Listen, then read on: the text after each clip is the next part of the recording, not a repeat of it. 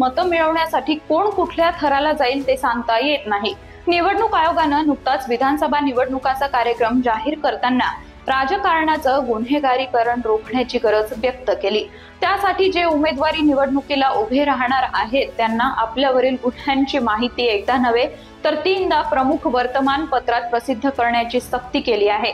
उद्देश हाच की आपल्या उमेदवाराचं चारित्र्य काय आहे हे मतदारांना कळावं व नंतर त्यांनी निर्णय घ्यावा। पण राजकारणी मंडळींकडे कुठे इतकी साधनसूचित शिल्लक आहे? आपल्याला मतं मिळवण्यासाठी व निवडून येण्यासाठी ते हे नियम सर्रास पायदळी तुडवतात। अचानक एक प्रकार नुकताच जालन्यात झाला। शिंदे सेनेचे नेते व माजी मंत्री अर्जुन खोतकर यांनी ज्येष्ठ सामाजिक कार्यकर्त्या गौरी लंकेश यांच्या हत्या प्रकरणात संशयित असलेल्या एका माजी नगरसेवकाला आपल्या पक्षात प्रवेश दिला, त्याला पदही दिलं। माध्यमांमधून याबाबत टीका झाल्यानंतर मात्र थेट एकनाथ शिंदेंना यात लक्ष घालून हा पक्ष प्रवेश स्थगित करण्याची नामुष्की आली। काय आहे यामागचं राजकारण जाणून घेऊया मिशन पॉलिटिक्स मधून। नमस्कार, मी समीक्षा। कर्नाटकातील ज्येष्ठ पत्रकार सामाजिक कार्यकर्त्या गौरी लंकेश यांची 5 सप्टेंबर 2017 रोजी त्यांच्या घराबाहेर हत्या झाली होती। महाराष्ट्रातील पुण्यात नरेंद्र दाभोळकर यांच्या हत्येनंतर ही घटना झाल्यानं देशभर खळबळ उडाली होती।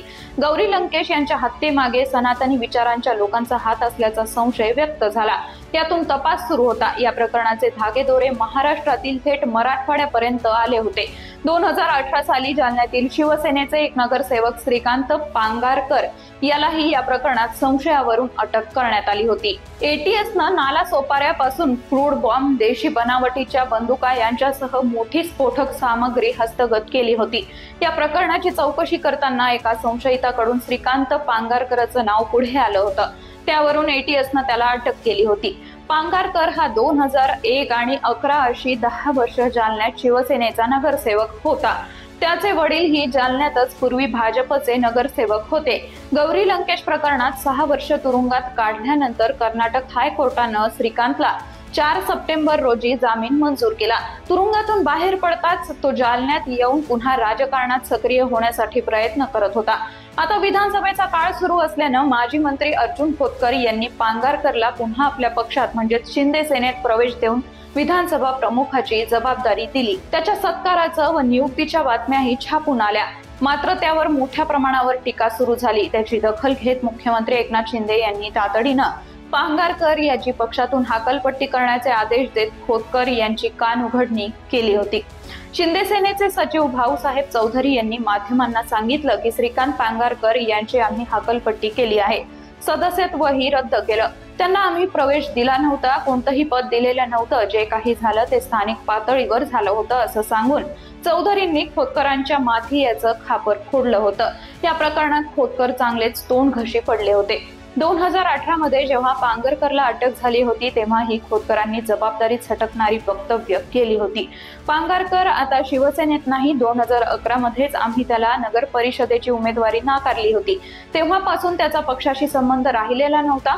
पांगारकर शिवसेनेत होता तोपर्यंत अशा कोणत्याही भानगडीत नव्हता। शिवसेना सोडल्यानंतर पांगारकर कुठे कोणाशी जोडला गेला हे आम्हाला सुद्धा माहित नाहीये असं सांगून खोतकरांनी हात झटकले होते। मात्र आता तुरुंगातून सुटल्यानंतर महिन्याभरातच खोतकरांना पुन्हा पांगारकर याला आपलंसं का करावं असं वाटलं, यामागचं गौडबंगाल मात्र कायम आहे। खोतकरांच्या या निर्णयावर मात्र कठोर टीका होते। खासदार सुप्रिया सुळे म्हणाल्या, हा प्रकार धक्कादायक आहे। गौरी लंकेश हत्या प्रकरणातील आरोपीचं सरकारनं स्वागत केलं।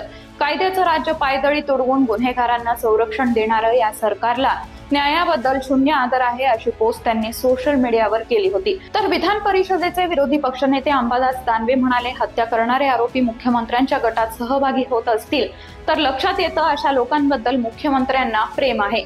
त्याचं हे उदाहरण आहे। जनतेनं लक्षात घ्यावं। हत्या झाली त्यावेळी अशा शक्ती त्यांच्या मागे यांच्या हात तर नव्हता ना, असा सवाल देखील दानवे यांनी उपस्थित केला।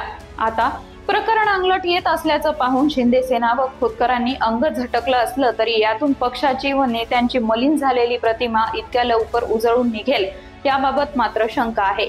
आता हे पांगारकर प्रकरण शिंदे सेनेला जालना विधानसभेत तारतं की मारतं हे 23 नोव्हेंबरलाच कळेल।